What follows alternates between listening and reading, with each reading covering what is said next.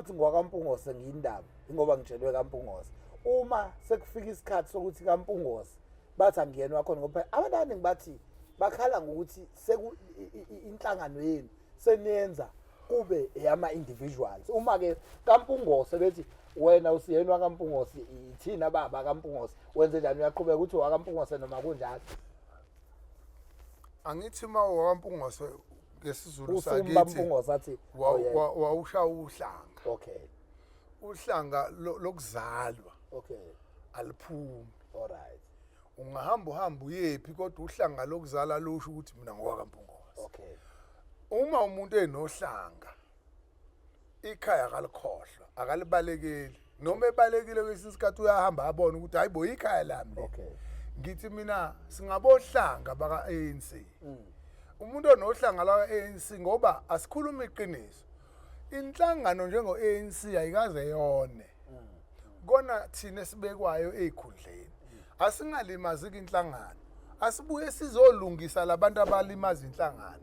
Ukuze igama lenhlangano kulunge. Lento ngiye ngithi mhlambe ngisemngcwabeni. Ngithi mina ukukholwa uma ubuka amajoyini amasonto mahle. Uma abantu sebegqokile amajoyini ave bebahle. Uma kuthiwa ukukholwa kurepresentwa ukugqoka ngabe izwe lilungile. Kodwa ngoba kusho ukuthi uma ugqoka ingubo yesonto ukholiwe. Ingakho neBhayibheli lithi akusibona bonke abathi inkosi abayobona umbuso wezulu. Okay. Kanjalo ke nathi uma sisenhlanganweni kaANC singamalunga ngabaholi asifani. Khona ukuthi sicabange ngeindlela senze ngeindlela sibone ngeindlela. Kodwa siyadinga ukuqoqeka sibuye silungise sifakwe endleleni. And uma abantu bephume ekhaya bazolungisa kanjani ikhaya belishiyile. Okay ngod. Ababuya abantu ekhaya bazolungisa ikhaya labo. Mesenkuni ngizobuya lapho ngoba ngi-interested yona. Izathu esingenza ngibe interested. Awaphumi amanzi la ekhaya asinawo. Nkune sisacela njengokhansela wethu sikhiphela amanzi. Bese ungawakhiphi amanzi. Afike omunye athi manje nginganika ithuba ngingawakhipha amanzi. Bese lo secela nawakhipheka amanzi. Mina bengidinga kuwena mina ukuthi ungikhiphele amanzi. Bese yawakhipha amanzi. Ngibuyela kanjani kuyithemba lakho lokuthi usazongikhiphela amanzi ngoba ngangicelile vele kwasekuqaleni wangakwenza omunye seqalile ukuzenza ezinye zezinto yenzeka kanjani mayisinjalo nithini sesikhulumelana la sesikhulumela ukuvotela inhlangano noma sikhulumela izinto ukuthi masithuma ubani kodwa kuyenzeke endlebeni zethu asizwe. Don't you think ukuthi abantu kuzomela baqhubeke banipanishe uma ukuthi niyaqhubeka nokungenza izinto abanicela zona ngoba basho uthi asikuzondi kodwa sizokupanisha ngoba sisalokhu sishilo as young people we are not working. Ukhansela mawungena sitholela umsebenzi mawungasitholeli sizoba nenkinga. Mfowethu ukukhipha amanzi nongawakhipha kudepende ukuthi izimo zinjani. Angilisho leli qiniso bazinababomu ngizolikhuluma asifani subuholi. Yes. Bakhona abanye oza kwethu kuma levels wonke ka government. Abangenzi kahle. True. Nabangafinqi imkhono ngokwanele. Iqiniso lelo ngebalekela. Ngiyabonga mayivuma le yes. Lelo qiniso likhona. Ifana lento nokuthi ufonela ikhansela athi umuntu ngifonela ikhansela kusukela eksena ngilitholanga ocingweni. Uyabona ngendlela engibhizi ngayo. Ngiba nesikhathi intambama mangibuya, uyabona ngoba ngilicishile ucingo. Uma livula mhlambe ama-miss call azobe ngaphezulu ka-20. Ngenza isiqiniseko sokuthi ngiyabuyela kuyi-call ne-call ngoba ngazi lo muntu obefona ubefuna ukuthini. Kuyiqinisele ngephiko ukuthi asifani. Kumele silikhuluma iqiniso lokuthi abanye oza kwethu bayisengele ibini inhlangano ngokungabi serious ngokungafuni ukusukuma abalo kodwa kokunye abanye kube yikona ukuthi ulwazi alukho kahle. Ngizokwenzela umzekelo ngifike mina ebukhanseleni ngitshela ukuthi ngiyazi nguthisha ayisuka ngile ngizomuka nayo kanti mangena ngithi hayibo khona Structures Act khona Systems Act khona Financial Management Act ngathi hayi ngeke kunehlisa umoya funda. Ngesikhathi ke omunye umuntu ungena ebukhanseleni ithola ukuthi akalitholanga nethuba lokufundiseka kahle ukuthi indlela yobukhansela yokuphatha ubukhansela nani. Uyabona uqaleni bekukhethwa nje. Manje mawusubheka kuyadinga ukuthi kube khona iprogram ezowatrain abantu abamakhansela ukuze bakwazi ukuthi which way to go ngoba omunye umuntu akenzi not because engathandi kwesinye isikhathi ngoba ka-understand ukuthi yini ofanele ayenze kwesinye isikhathi i-methodology yokwenza akayazi manje nenzani kunemfethu ukuthi uqeqeshe umuntu ukuthi ngifuna ukuchecka la qhawe ukuthi mina as artist nje ake ngenze mhlawumbe uzoyithola lula ngiyenza ngomzekelo wami as ama-artist masihleli ngusonkondlo uma ngihleli khona la sikhona kosonkondlo neyibulala i-poetry iphi imvumelano sigcino iphi i-punchline la kuphi ukuthi guys since inibulala i-poetry sine-poetry Africa sengenza nge-event enkulu sine-poetry Africa asikwazi ukuqhubeka sihambe nawe poet uAndile Sibiya ngoba usaleka kulezi zinto ukuthi ngifundiseke le image izosenda umuntu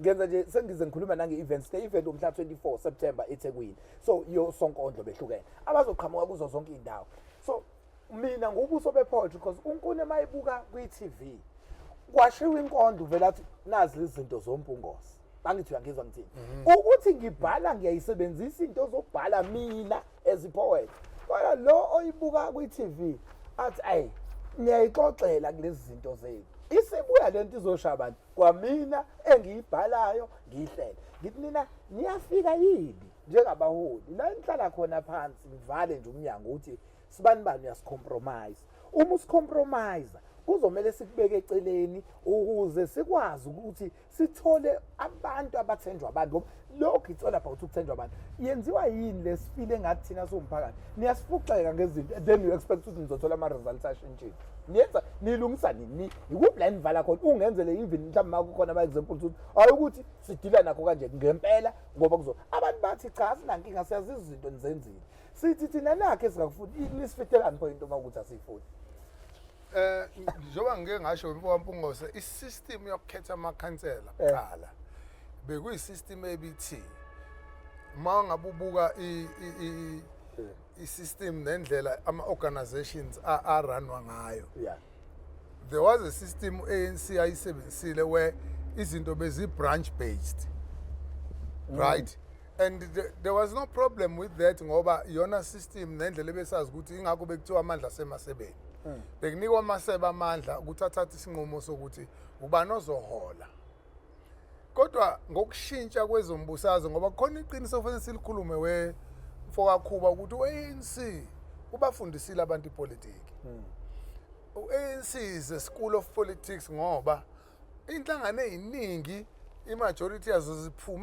zaphuma amanxiwa ngoba zifunde ku-ANC and ziningi izinto ezenzekile ka-ANC ezinhle kodwa ezingakhulunywa bafundile abantu ngo-ANC so ipolicy ka-ANC neprinciple ka-ANC bilandela lapho ukuthi siya kwi-branch level ngifuna ukuyigcizelela yale uma unkuni ekhethwe abantu noma ekhethiwe ngesystem eprescribe weyinhlangano uma unkuni engasenzi kahle inhlangano kufanele ibuye yothi wenkuni awenzi kahle right introspection fanele yenziwe iyenziwe introspection kodwa ke bingakagxili kakhulu ngobani besinalokho ukuthi hayi abantu basahlonipha u-ANC basalalela u-ANC but fanele silisho iqiniso njengamanje ukuthi nobuholo obuzobuka le podcast angibusho kabi it is true ukuthi siyadinga ukuthi as u-ANC senze introspection sihlale phansi siyatshelana amaqiniso kodwa to a certain level ne-leadership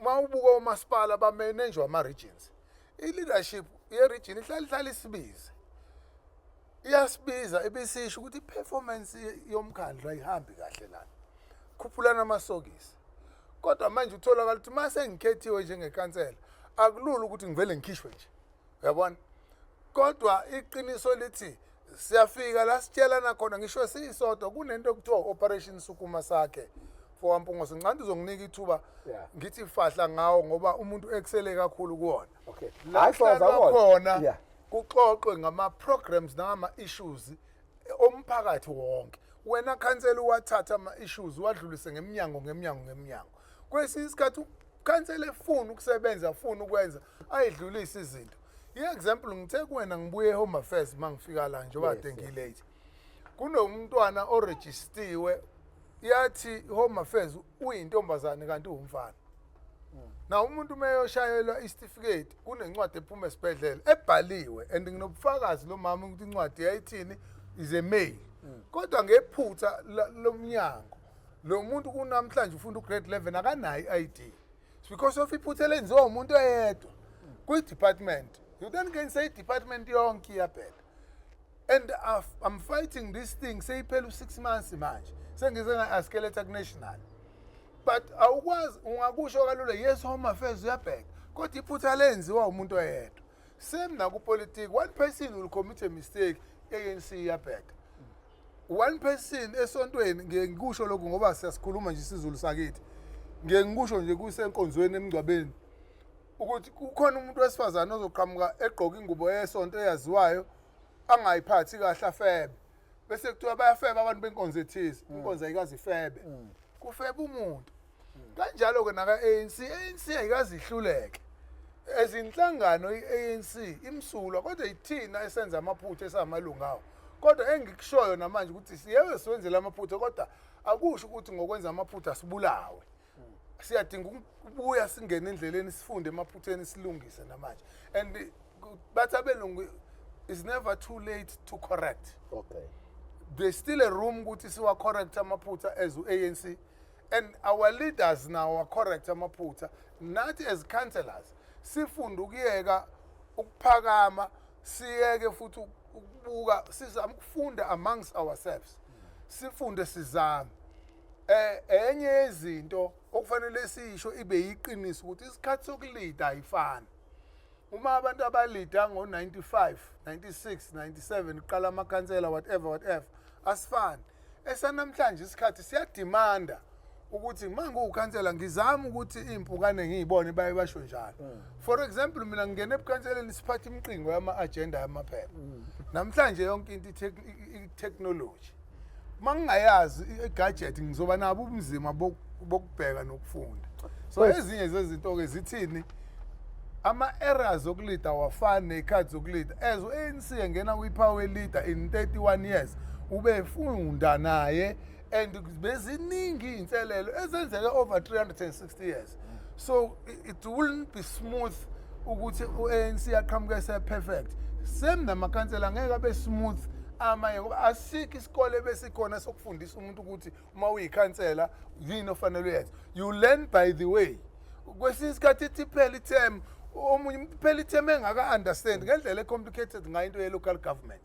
So asikuvumi ukuthi kokunye siwenza amaphutha just because si-careless. Kwesinye isikhathi amaphutha siwenza because i-know-how. Engicabanga ukuthi from now on uhulumeni wethu ka-ANC useyibonile leyo nto. That is why sekukhona nama-course enziwayo ukufundisa amakhansela. Because at the end of the day i-situation, i-technology, i-timing idemand ukuthini funda u-understand wenze ngendlela. Wethu siyahamba siyalapha. Umbuzo wami uthini ngentsha ehlele emakhaya efundile yasiqeda isikole. Cathi ke wayimenshina leya kade uchaza ukuthi wabahlanganisa bonke laba abanometric. And umbuzo wami uthi yini ayenzile for iLegitone kulo 20 years ephethe yini oyenzile ngicabanga ukuthi ezinye zezinto usuke wangichazela zona but ke mhlawumbe usazoqhubeka kokuningi. But bathi akalungise indaba kagesi kakhulukazi lo owanjalo kuyona iwadi yakhe lo baba. Yabona mase kubiza njalo umuntu usuke sekukhomba ke yalo baba. Wena baba uyilungisa indaba kagesi owayo njalo nawela kwawena lapha kuwe. I'm happy kuba ngoba ngiyangithanda ukuthi uma kunenkinga nami ngibe ingxenye yenkinga ukuba ngihleli lapha kude la ugesi ungahambi khona ngabe kunenkinga. Inkinga kagesi eLegitone idalwa yini? One, uma uEskom efaka infrastructure kagesi usuke enze ucwaningo ukuthi imizi mingaka bese efaka itransform. Iqiniso ngizolikhuluma bayalazi leli qiniso. Awulisho sibili. Abantu bayawuntshontsha ugesi. Ukurobha. Bayawurobha ugesi. Okay. Number 2. Lo gesi owanjalo nje is because nathi siyayiqhubha imizi siyakhe. Uma uhulumeni efakela abantu amameter ubafakela lokho kuthiwa u22 amps. Okay. Kodwa uma ngino 22 amp bese ngiya extend indlu yami kade yi2 room isiwu-6 room ngingahambi uku-aplayela imitha eliphezulu okuthiwa u-60 amp uzowa ugesi. Yazi bengingakwazi lokho ucabanga lapho. Uzowa ugesi. Number 2 kuyakhiwa kuyaqhubeka. Abantu bathi hawu Eskom fanele anyuse i-transform. Uyabona le transform engikuyona ewanjalo.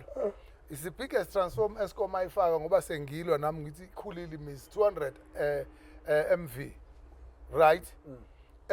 But into eyenzekile sithe sikuleyo transformer kwakhiwa inqwaba yama-cottage in that transform. Kwathi kwakhiwa inqwaba yama-cottage kwane-informal settlement eqhumayo ewuntshontsha la ugesi yehle nawo uyenzansi. 3 saba no-backroom bethu nathi esibakhayo without ukunyusa imitha lakho. 4 indlela yokuqhuma ugesi enye siqhuma ngendlela engekho correct ngekuthatha intambo yexhuma ipiki uqhume ngayo ugesi. Likelihood leyo gesi izosha utrip ugesi. So njengamanje futhi lento yenzeka kakhulu ebusika because ukusetshenziswa kagesi kuyenyuka makubanda kakhulukazi.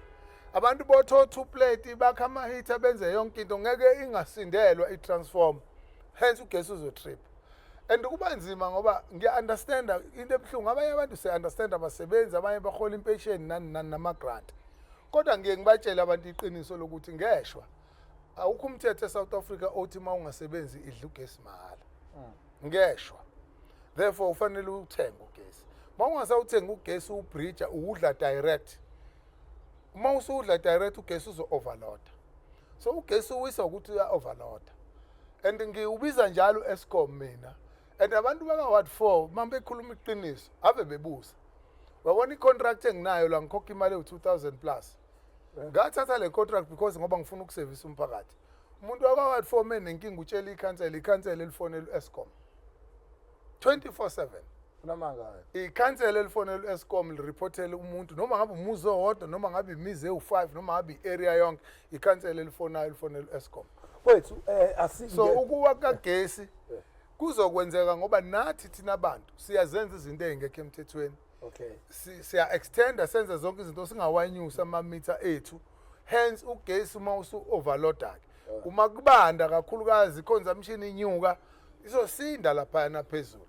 Ngikhuluma nawe nje kusasa. Eskom ngimlandile wafika wayenza assessment. Wangitshela wathi kansela abaningi abantu abagangile lapho kuleyo transformer yakho. Ngiyeza uyeza Eskom kusasa. Abantu ufanele bashiye okhiye emabehamba. Because that's the principle. Ngihamba nabo abantu phansi. Ngeinyawo no Eskom. Umuntu umeropha ugesi fanele likhishwe imitha ekhishwe intambo. Ngeshwa uma wenza into engekho emthethweni umthetho ufuna uhlala indima yawo. Wankoni siyabuya ke manje ama questions akho bengahlubila ngakho bengamaningi kakhulu. Siyabuya mfethu sizala. Iziphi izinto Nkunzi othi mawuhleli phansi yabona khona izinto othi mawuhamba kade ngihleka nje ukuthi ngiyaye ngijabule nami uthola ukuthi ubuka iTV ulalela izinkondlo noma ulaleleni uba nalento ethi yes sayiqala le journey ngikhumbula kahle nje saqala uperforma thina kwakunalento ukuthi izinkondlo ezidumile lezi zengculaza uthi mashaya bhuqe oshaye wabhuqa yonke into. Yiphi into mfethu othi mawuhleli phansi ezunkuni usho ukuthi awusuka nini madoda legitime lezi zinto sasingayi-achievanga kodwa emva ukuthi sesikhona zenziwe sengikhona awuthi qhu njengoplayer ake ngipress uplay nje lapho uqaba awusho iziphi izinto oyi-achievile ake ngiqale lana mfowakhuba kukhona into okuthiwa HIV prevention program. Okay. Abantu ngoba ngiyithatha njengale nto oyishilo abantu bazi ukuthi ukuprevent i-AIDS HIV ukudla amaphilisi. Alright. Uma ngifika mina ewadini kwakade kunohlelo lokuhlolwa kweyintombi. Alright. Lwaphela ngoba umama omunye wayehlola konakala ingane yakhe wadikibala wayeka. Yes. Uma ngifika mina ngo-2012 le ngane lelu hlelo ngiqale ngo-2011 ufika ingane eziwu4 zithi zicela ukuyiswa kohlolwa kaNomagugu. Umama Nomagugu le eThornville. Oh yeah ngiyabona. Ngiyithathe ngihambise ngemoto ngibuye ngilande bese ngibuya ngibiza abazali bazo. Ngihlale nabo phansi ngithi kusasa kuzothiwa lezi ngane ngiyayiganga. Angikwazi ukuthwala ingane zamantombazane all the time. Alright. Ngihambe ngiyokhuluma nomunye ugogo wakaNgcobo uMadidi. Umadidi wakaNgcobo. Okay. uMangcobo wakadidi ngiyaphambanisa. Ngithi ngiyacela mangifuna sivuselele lolu hlelo lweyintombi.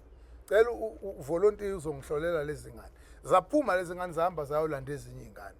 mina ngifike ezu4 ingane beyisahlolo eLegitton sayiqoqa ingane zaphuma ngobuningi zaqhubeka zahlolwa ayibingakaze ithi kumakiwa emkhosini womhlanga kaNongoma kuphuma ibhasi namhlanje kuphuma ibhasi eLegitton alone yo because iprogram engayenza as prevent iHIV and AIDS nokuthi ingane ziphathe kahle zizonge ziziqhubeke zingatholi izifo zingatholi igciwane nokuyiphatha ke ikhule kahle. Alright. And I go all out mang-organize ngoba njalo ngoNovember senza umcimbi weintombi owawungakaze wenziwe before weingane nezinye zakamawadi ngonyaka ka-2000 ngathi mangenza lo mcimbi awugcinanga ngokwaseLegitton kwagcina kungena Ward 3 kwangena Ward ngikhuluma nawe njengamanje siney'ngane zaka-Ward 3 ehlolwa ka-Ward 4 siney'ngane zaka-Ward 9 eLions River ehlolwa ka-Ward 4 emaplazini koShawoti nako-Night yayingekho lento zikhona ingane ziyahlolwa manje for the first time ngenza umcimbi mina osewadini weyintombi kwake kwenzeka isimanga kwasuka ngisho intombi zaseThekwini zeza kulo mcimbi kwasuka intombi zakoDambuza and lapho ngakwazi ukuthola uxhaso kuma-pharmacy ngo-2000 ngahlaba iy'nkomo ey'mbili donated kulo mcimbi awukaze wenzeke before mina and i-legacy le ngishoyo ukuthi nginey'ngane ezama-graduates namhlanje ey'phume kulolu hlelo. Mafethu bese siyayithanda kakhulu siyishayela izandla nazi intwana zingenele ama-drugs wekhansa ngicela ukucheck nanga umuntu udayisa ama-drugs la adlangile yini eniyenzayo ukulwa nama-drugs sengizwile lolu hlangothi lwey'ngane zokuyiphatha which is good nesigqugquzelayo ukuthi iy'ngane ey'buka kule podcast yini eniyenzayo-ke ethinta ama-drugs ozusho ukuthi amanye amawadi siyawashaya nakho nje leyo qeda ngenzela ngayo example manje sukhombisile ukuthi enye yezinto oyiqhenya ngayo ngewadi yakho yaseLegitton yini-ke singena kuma-drugs akhona ama-drugs eLegitton Akhona ama-drugs eLegitton. Yes. Angigcinanga mina ngokwenza uhlelo lwey'ntombi uhlelo lwabantu besilisa ngiyalenza ngiyaba ney'mbizo zamadoda nabafana ngike ngalwenza uhlelo ne-NGO HST ngenza uhlelo nenkunzi sematholeni saqala esikoleni sakhuluma nabafana esikoleni sabuya seza ewadini sabahlanganisa sakhuluma nabo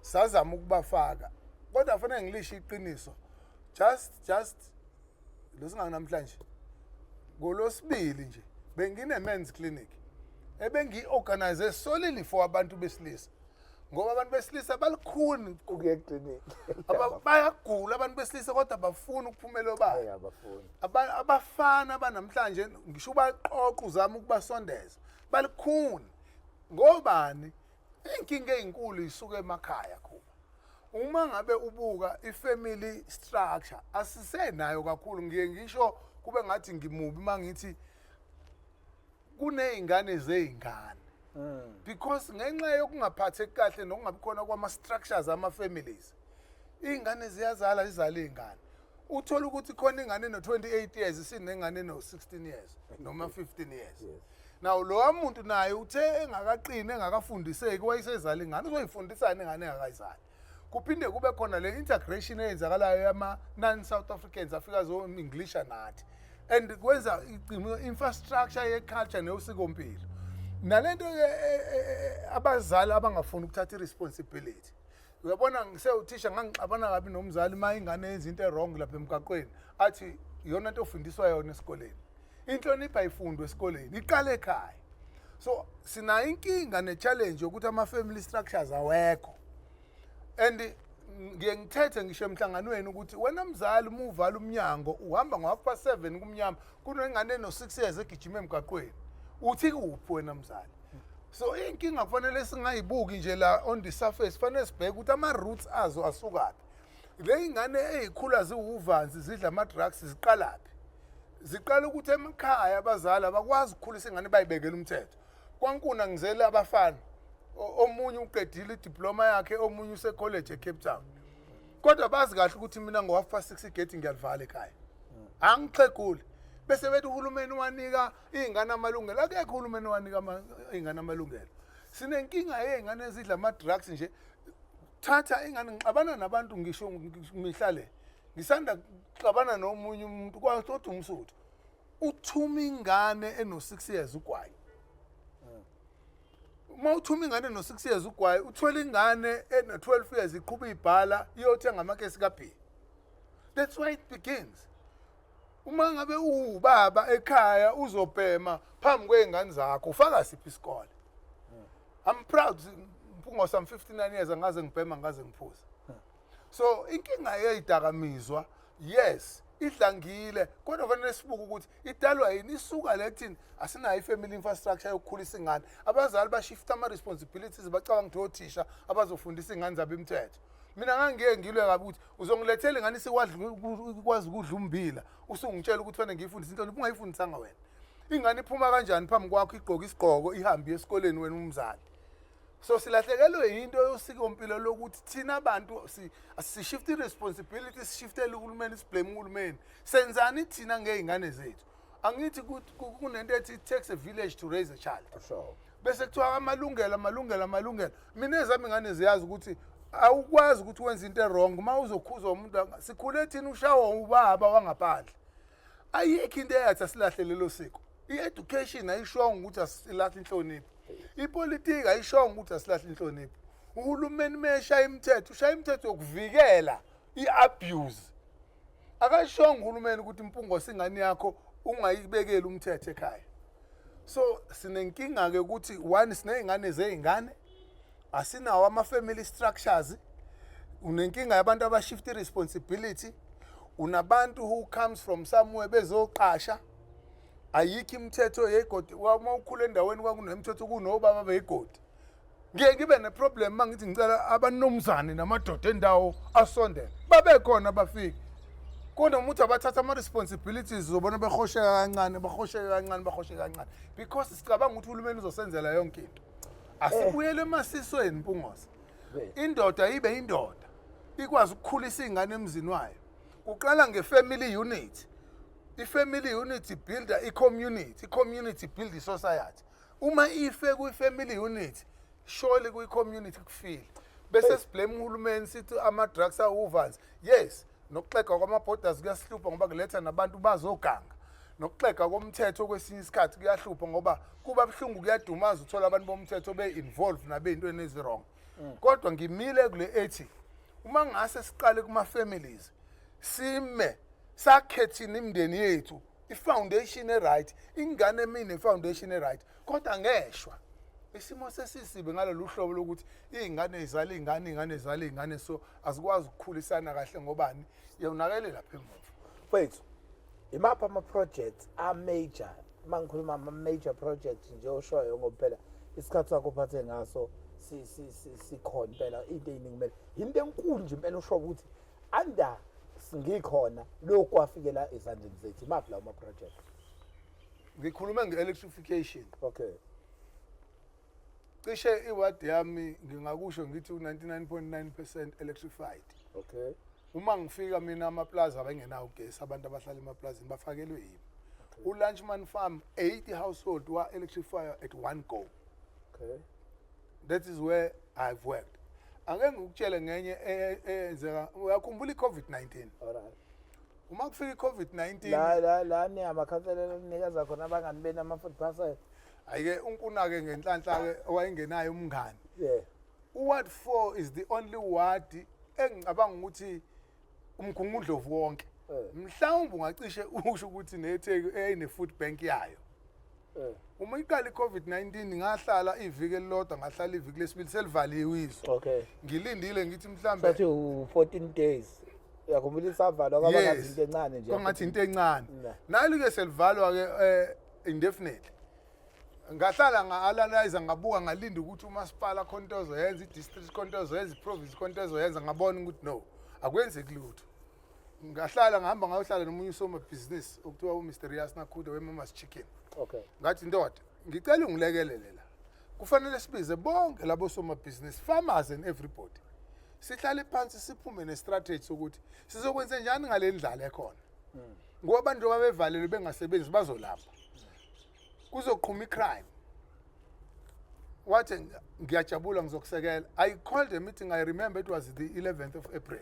Yeah. Ngoba izwe lavalwa ngoMarch. Don't forget to acknowledge this guy. Who is his name?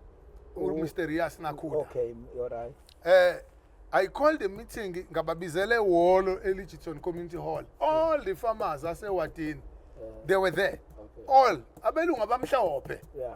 They were there. Ngahlala nobuphansi ngathi mina we need to come up with a strategy la so kubafida kanjani abantu. Ngoba uma ngabe ningakwenzi lokho bazongena eplazini lakho babone iqabishi balithathe.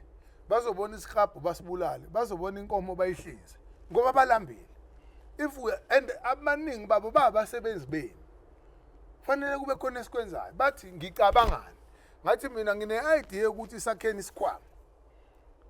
Sakhe isikhwama esisophuma siraise amafanzi, sithenga ukudla, sakha ama food parcels sivida abantu. Without assistance of No, without the assistance ka government. Okay. Ngoba government eyedwa ngeke akwazi uku-afford lesi simo lesi. Guess what? Lakhiwa i-committee of 7. Mr. Nakuda wanikela nge-warehouse yakhe. Une-warehouse apha ngithi une-chicken abattoir. Okay. Wathi i-warehouse yakhe is available, ama-truck akhe are available. Yakhiwa i-committee elalinama-farmers plus community development worker wami represented i-committee. I was not part of the committee because legally ngangengena entweni ethinta imali. Kusasa kuzothiwa ngidla imali. Sahamba lakhiwa i-committee kwayiwe Standard Bank wavule account. Yaqanjwa kwathiwa i-Midlands Food Bank. Why Midlands Food? Saqale sathi ifuna kube i-legitimate food bank. Kwabuye wabonakala ukuthi sizosilimita. Ama-donation masiwafuna kufanele siphume beyond i-legitimate. Kwaqhamuka i-concept at Midlands Food Bank. Yakhiwa i-Midlands Food Bank. Ngikutshela ukuthi ngelanga lokuqala sivule account, we had 25,000 on the account. I wrote to Usandile Zungu, President wamaZulu currently. He is a citizen of Ward 4. Okay. Unemuzi, unamabhizinisi ka Ward 4, izungu nesekhaya lomshado. Yeah. I wrote to him. I'm proud to say, on the spot, when he received my letter and the bank details, he deposited to 25,000 on the spot. What we did then, Mr. Riasi, we went out now as a collector, and there is a farmer, Owati, Ozamakanda. Each day, uzobeka 30 trays of eggs. Okay. To feed the people. Mr. Kian Kalai. Okay. Other farmers ababe donate amakabish but donate. Yaqhubeka imali ya raise but first distribution esayenza ngo 27 April. Kwakhona ama farmers awuthiwa donate inkomo. Ezahlinzwa zasiwa abatho zayohlinzwa za package. Izwe livalekile lapho. Izwe livalekile. We packaged designer i-card system. Sabaregister abantu ngokwama areas. Okay. Sabaregister ngokwama areas. Onompilo bami ama health workers. Okay. Each health worker had a list yabantu who are in dire need. Vele database into esihlala sinayo siyazi ukuthi population yethu ime kanjani. Okay. Angithi sihlala kulento okuthiwa phecelezi war room. All right. Every problem and every corner iyaxoxa la ku war room yaziwa. I'm proud to say if first distribution yethu yadistribute 1,500 food parcels. Angizwanga. 1,500 food parcels. Ngekhathi Ngomhla ka 27 April ngesikhathi livaliwe izwe. Okay. And kwangadistributwa njena icagogo mfowampungoza. Wait. Wakwayibona food parcel ene trailer amaqanda awu30. Wakwayibona food parcel ene 1 kg we beef. Wakwayibona food parcel ene 2 kg we chicken. Wakwayibona food parcel ene jam squash ene butternut ene 5 kg we rice ene 10 kg we mpuphu ene 5 kg ka flour ene 7 kg wa mazambane. It was real food ukuthi abantu badle. And remember ukhulume nge-informal settlement kukhona abantu bokufika. Okay. That's where the trap is. Uzothi ngoba abangaphandle bahleli bastavile laphambi kwami angingabaniki ukudla. Out of that 1,500 u400 wawunika laba bantu ba-informal settlement. They are human beings at the end of the day. Nkone ubuzwa umunye nje umbuzo ke wangena eVN sengibuyisa umqondo manje. Uthi kwenziwa yini makunama projects ewadini yakho kulokhu abantu ababodwa abadecideayo ukuthi obani abaqashwayo obani abangaqashwa yenza into enjalo uyazi Stefan nale. Hayi abantu abakhuluma iqiniso. Yeah. Ayikho into enjalo. So kodwa mhlambe la beyibuka khona kuke kwakhona ama contract uTransnet eqasha abantu yes sabashintsha wabuya uTransnet wathi no councillors kuyasikhosta thina ukuthi njalo siqasha abantu abasha okay laba bantu masibaqasha siyabatraina sesinvestile kubona alright siyacela ukuthi masiphinde sibe nenye iround yokuqasha sibheke kulaba bantu asebetrainiwe ngoba awukwazi ukutrain abantu indefinitely but mina I thought ukuthi yes angaba khona lokho kodwa ngabe khona omunye omusha ongenayo ilothi yabantu abakhona kwa Transnet njengamanje ngeshwa ke mancane amathuba avelayo bawu2 uyedwa ophindayo omunye musha sometimes inkampani ziyasideterminela phela ukuthi yiphi indlela okufanele kwenzeke ngayo awukwazi ukuyiphikisa uma bethi abantu ababodwa abadecideayo understand ukuthi usuthini ngoba eligiton into esidevelopile manje sine database yokuqasha okay we umphakathi washo wona wathi ucela sidevelop idatabase ngoba baqala bekhuluma ngento yokuxova amapasi okay yabakhathaza bona into yokuxova amapasi ngoba bekuthi makuthiwa kunamathuba u4 emsebenzini ngisha umbhobho bafike babe u400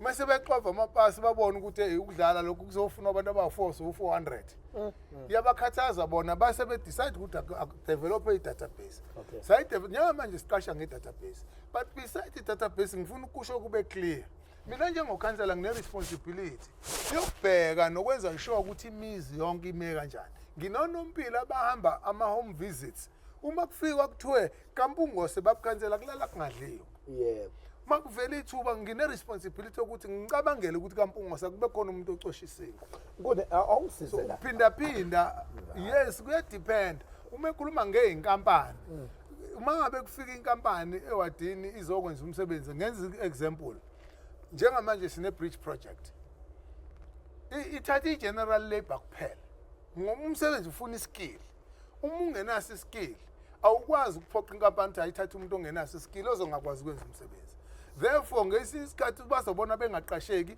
kanti inkampani ifika nabantu baba skilled awukwazi ukuyiprescribe ukuthi qasha abantu ngenkani but i-general labor siyayiqasha and siyarotate uma bengabheka abantu abasenza lapha ebridgeni abakazi baqashwe nakanye yini noma ikomiti lami laba bakhona njengamanje abakaze basebenze endawo all their first time kodwa mawubheka mfethu awuchazele mina yini ocanza siunderstand us as abantu ngoba phela yabo icathulo ngicathi nawe ngithi usafika la usa understand indaba ukhansela usayibuka ngaphandle uthisha usho ukuthi hayi legiton ngizoyenza kanje mawubheka ini esikayi understand uma ulalela inkulumo zethu esingikhulumayo imibuzo esiyibuza izinto esinigxeka ngazo yini ocanza siunderstand masabantu nje in general ngizokwenzela lo mzekelo kukhona labantu abaye bathi uma umuntu eshadile khona abangaphandle komshado bayathanda ukungena emshadweni abangaphakathi bafisa ukuphuma abanye okay akufani alright into efanayo ke sometimes abantu ngikhumbula ngo2021 no ngo2016 on the main ngoba ngaba nempe enkulu kakhulu abantu bethi angiphume ebukhanseleni ngingangeni ingxenye ethize encane kodwa izama ukuwina abantu athi omunye hawu nami ngaba ikhansela ukufonela nje ukuthi ugesi awukho namanzi awekho ukuba ikhansela it's not like that okokuqala ulida abantu uma ulida abantu khona umuntu ozongena kuwena impungose ene family problem serious kufanele umlalele umprovide ngecounseling in one way or the other kuzoqhamuka abanye bayalwa domestic violence kufanele wenze intervention kufanele urun i-ward committee of different characters with different roles ubenzela abantu babe i-team bakwazi ukusebenza honestly unengxenye ebizwa ngonompilo abantu abayende ngiye ngisho ngithi abantu bacabanga ukuthi service delivery umgwaqo namanzi nogesi nezindlu it's not like that and umphakathi wa-ward 4 I'm proud to say uyaserviswa because sinama programs that's why ungeke kuvele kube ikhansela sinama programs for example every year ngoMarch siba ne health awareness program where silanda ibalcony clinic emphakathini silande nodokotela bamehlo no-NHI and everybody beze la ewadini abantu bazothola iservice ye health ngoba khona abantu othola ukuthi uyafuna ukuya eclinic akanayo imali so I understand uma ungaphandle ucabanga ukuthi kulula nje is easy but khona into ngiphuce yona ngingakaqedi ngayo ukuthi yini engiproud ngayo. Uma ngifika enye aspect eyenzeke ewadini kwakunokudefaulta ku-HIV ekudleni i-treatment okude kakhulu. Kunamanga. 2 kwakufika ingane under 5 years kakhulu ku-informal settlement. I then did a research why abantu bengayidli imithi, why ingane zifa kangaka. Ngadiscover ukuthi 1 iclinic asinayo eLitchton. Sisebenzisa mobile clinic at that time yayifika once a month. 2 iclinic efixed iseBalkan clinic it cost transport ukuya khona. Sometimes in the flow transport iyaphambana omunye umuntu uba ne difficulty ame stop in 3 hours kanti omunye ucelile emsebenzini leso sikhashana kushaya isikhathi funa abuyele emsebenzini. Basekhona nabelungu emaplazini abangafuna ukudedela abantu.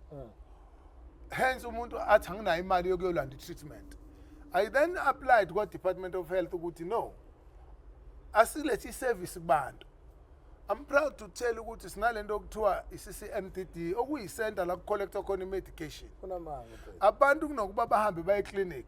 Saqala sabaregister, saqala uyayazi lento yokuthi abantu mabelana bine stigma nyana. Abantu besaba kodwa manje le yanto lonke ngithola amaphasela afanayo.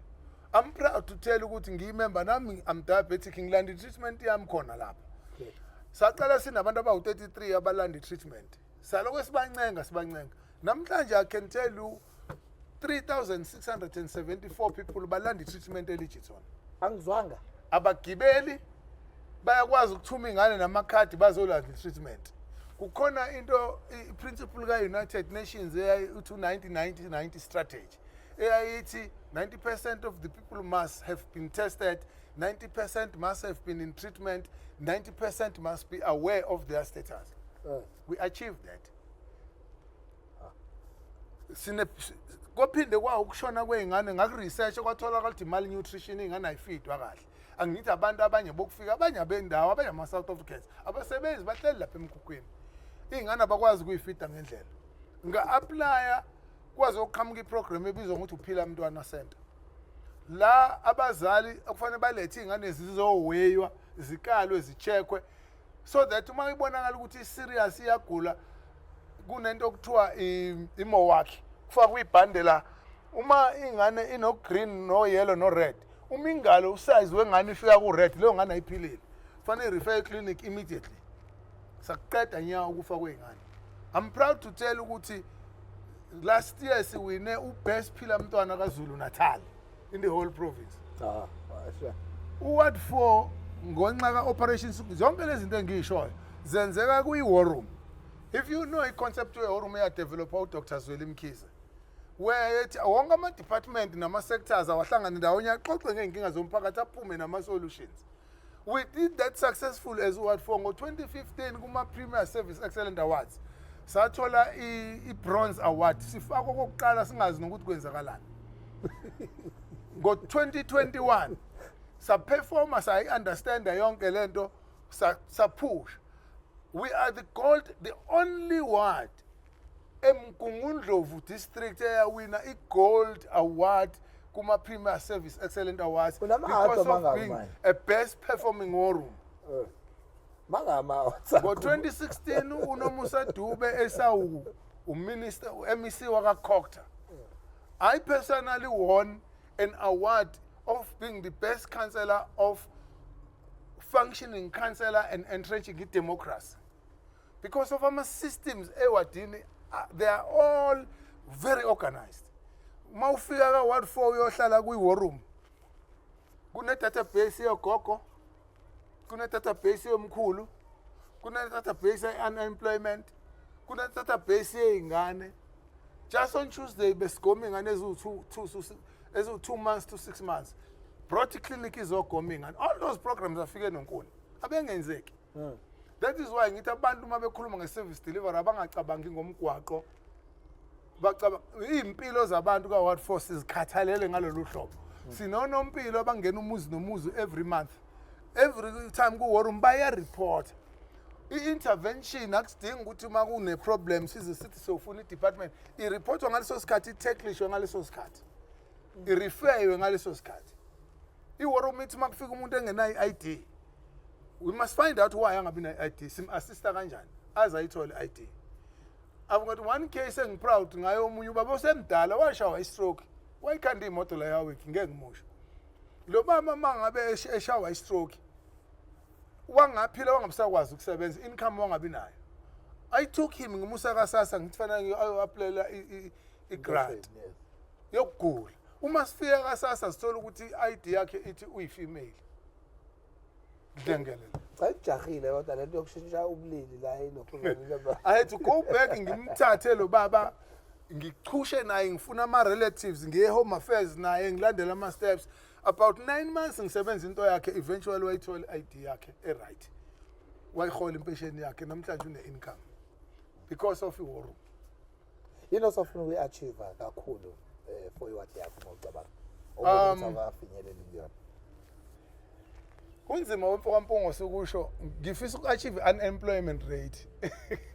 Yiphi into ozama ukuyisebenza ngayo for now? I-encourage abantu abasha kakhulukazi ukuthi abafome inkampani, siba-support, abahambe bayofuna. Into engiyifisa kakhulu engicela i-mindset yabantu abasha, I know ukuthi kune-challenge ukuthi e-South Africa ngicela uma ukhuluma le manje usale because ngiya-understand ukhansela kathi for kodwa i-message yami ungayideliver ingakwazi ukufinyelela umntwana osegiyani noma kuphi. Mawuthanda i-mix, mawuthanda ufake ngisho isingisi awunqatshelwe, but i-message yakho to young people, what is your message? You see, it is true that we've got a challenge in South Africa Okay. of unemployment rate, especially to young people. 40-something% of unemployed young people. Okay. It is unfortunate that this is an international problem. All right. But zoom in South Africa, zoom in Mngeni, what can we do to reduce youth unemployment? Okay. It begins with us at community level. All right. Let me make an example. Ngine group yogogo, enye into engipride ngayo, iLanchon Club yogogo eregistered e-NPO ehlanganayo efundwe u-DSD. It's running where abantu abadala abahlangana khona banza umsebenzi ezandla badle 3 times a week bagoduke bas-distress bahlangana. We need to learn, and ngizoyisho lengingahlonizi mfoka Khuba. Yeah. Education system yethu ayikasilekeleli. All right. Because uma ngabe usenengane namhlanje ephuma esikoleni ibe no matric ingakazi ithindi computer, akabi right. Because we are living in the world of 22nd century and the technology is advancing day by day. Kusebenza ama-robots namhlanje. AI figure. AI ifike ngempela izoqeda imisebenzi. So the unfortunate, this is an international problem and it's not a problem ongathi una solution A1. But it calls ukuthi ugovernment wethu mayengase abe ne-system, ashintshe system of education ibe skill based. At times ngikusho lokukhuba, sometimes there is a learner which there is no need ukumthatha uyomkhipha ka grade 10, 12.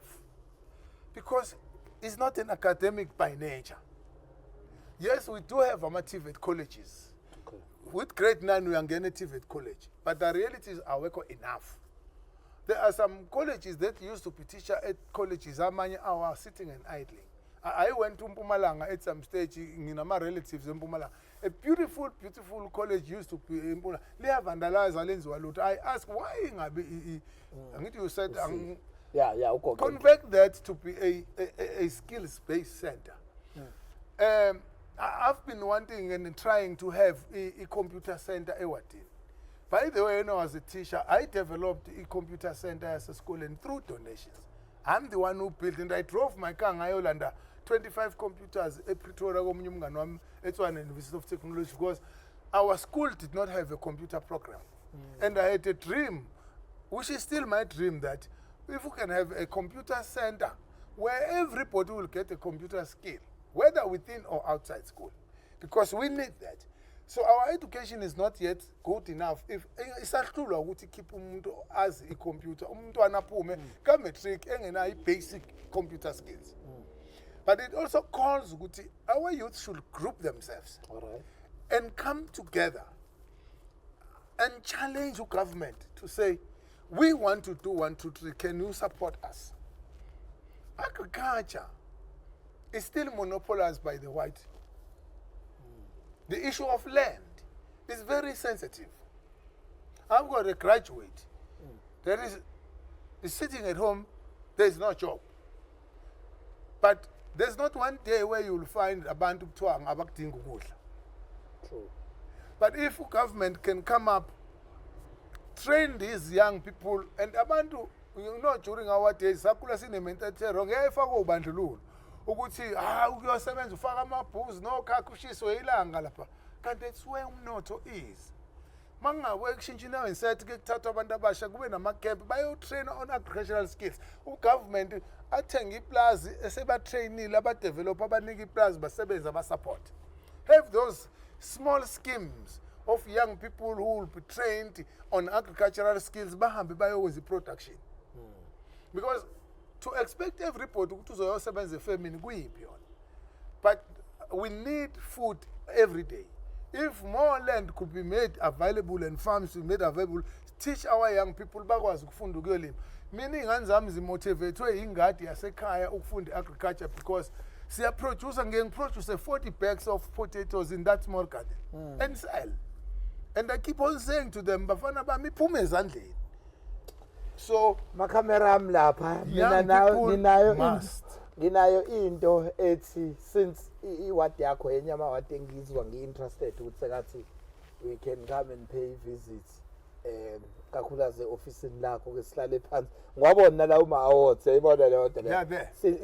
sihlale phansi but nginento bethethi angifuni uqamba amanga ngiyayi-appreciate kakhulu inkulumo esibe nayo nawe namhlanje and ngiyacabanga ukuthi ukwazile ukuthi ufinyelele kubantu abaningi ngemiyalezo yakho and sikufisela inhlanhla nokubuka nje intshisekelo yakho onayo ngewadi yakho fethu uthi nje mhlawumbe umyalezo udlulisayo nokuthi nje kutheni kwena after yonke le podcast esesinayo uthini into yakho nje after le ixoxo sesika sanayo naso siphethe. No, I'm quite happy to share experience Okay. of being a counselor for so many years. Okay. And ngicela abantu bangayithathi khona abantu abaye ba-analyze wrong. Angichomi mangikhuluma ngezinto esengizi-achievile. Yeah. Rather ngicela zibe i-motivation kulabo abasafisa ukuba amakhansela naba amakhansela even now. Ngi-achieve kakhulu ebukhanseleni ngoba ndize ngamabhanoyi ngiya ko-Free State ngiyofundisa.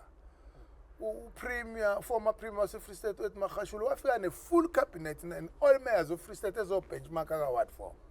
I then flew to Free State ngiyofundisa. Ku-benchmarke o-Geneva, ku-benchmarke o-Britain, ku-benchmarke amanye ama-provinces njengeMpumalanga ne-Eastern Cape. Bafikile bazo-benchmarka namanye ama-regions e-benchmark ka-ward 4 ngo-Operation Sukuma sakhe nokudevelopa nokusebenza kwe-society. So at times abantu bayakumisinterpreta uma ngabe uchaza ngezinto ozi-achievile instead of looking at learning from you bese bethi uzenza ngcono. No, I'm a very humble person. Yes. And I'm happy to share my experience. Yes, because there is nothing called fail in my head. Igama elithi fail in my vocabulary exists. And I always want to be a great achiever.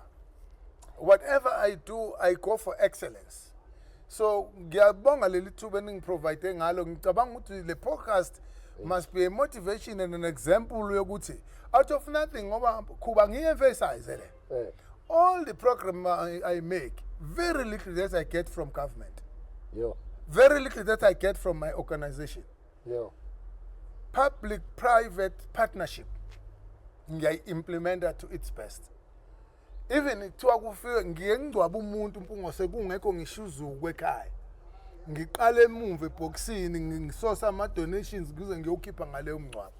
Ngeke ngenzela abantu isimanga bathi abanye ngikwazi ukukhipha amanzi edwaleni. Ngahamba ngacela i-donation ka-AFBOP.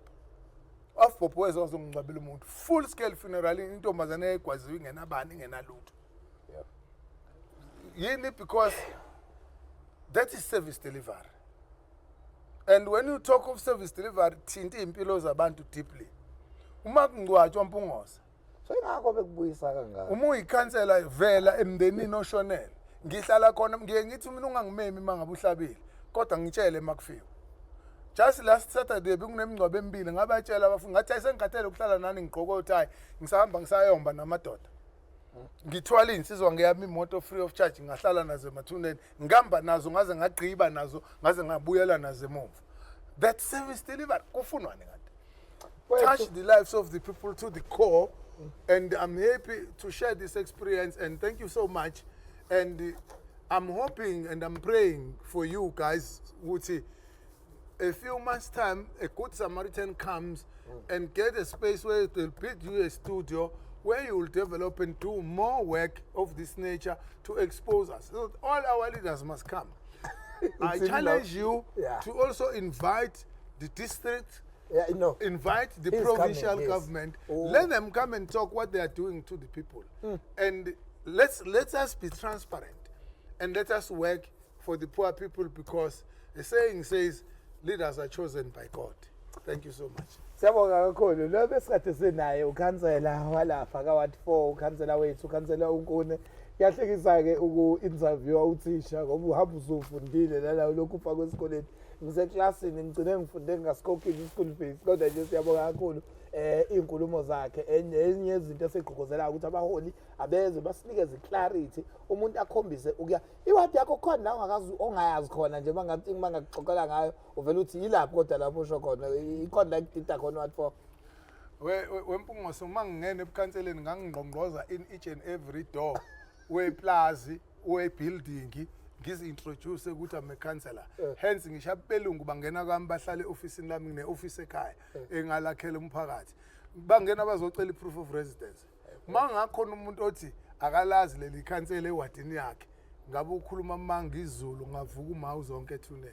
Ayikho khona le wadi engakaze ngifike kulona. Umlungu umuntu India. I know all of them and I service all of them.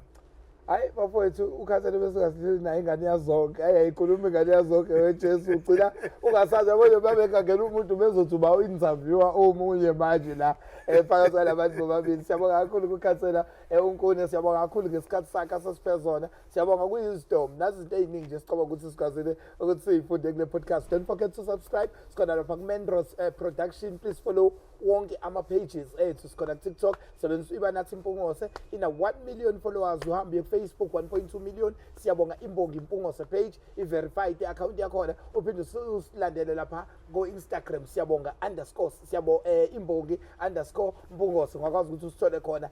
Don't forget to subscribe and ushaye lento notification ucliki ukuze any podcast esuke siyifaka ikwazi ukunotify ukuthi usungakwazi ukuthi uye uyishaye. Ngiyabonga kakhulu kuyithimba lezizwa zami ezingibekezelele bese nomkhicici sesishuthe sashintsha ama-camera koyini kodwa I know ukuthi guys engisebenza nayo yakwazi uku-improvise lapha emva kwecamera bese nomfowethu Andile wakwasibiya uSotobe siphinde sibe nomfowethu Hlukanisani umfokazuma unqabalana bese siba nekhala lakithi ke uElvin Francis. We also have Elvin Francis. Can you imagine Mr. Elvin Francis? How is it, man?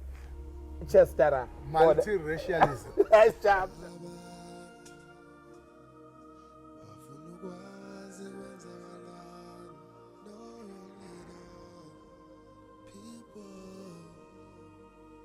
You know